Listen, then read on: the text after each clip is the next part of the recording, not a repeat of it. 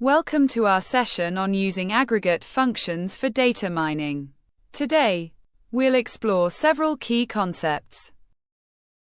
In this lecture, we'll look at common functions for working with arithmetic, strings, dates, and times. We'll clarify the difference between simple and aggregate functions, and we'll see how to apply group by and having clauses in SQL queries for data analysis. Let's start with simple functions. These include numeric functions like ABS for absolute values, log for logarithms, and sqrt for square roots.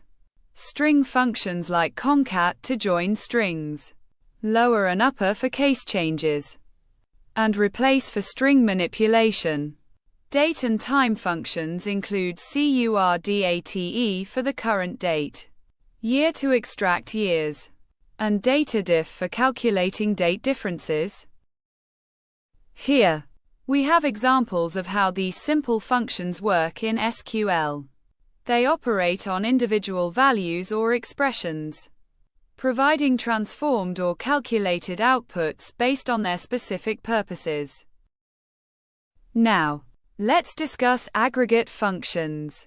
These functions summarize data over multiple rows, count to count records, min and max to find the smallest or largest values, sum to add up numbers, AVG to average them, and variance to measure data spread.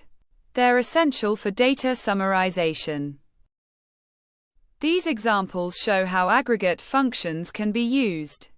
Count filters employees with bonuses over 500.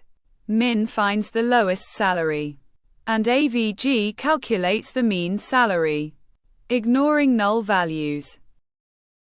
Moving on to the group by clause. This enables us to aggregate data by grouping rows with similar characteristics. In this example, we're grouping cities by country to sum up their populations, giving us total population per country. The having clause allows us to filter these groups based on conditions involving aggregate functions. Here, we're only selecting countries whose total population exceeds 2.3 million. Finally, let's summarize. Simple functions help manipulate individual data points, while aggregate functions provide insights across datasets. Group by groups data for analysis, and having filters these groups based on aggregated criteria. Thanks for watching. If you enjoyed this video, please like, share, and subscribe for more content on data science and technology. See you next time.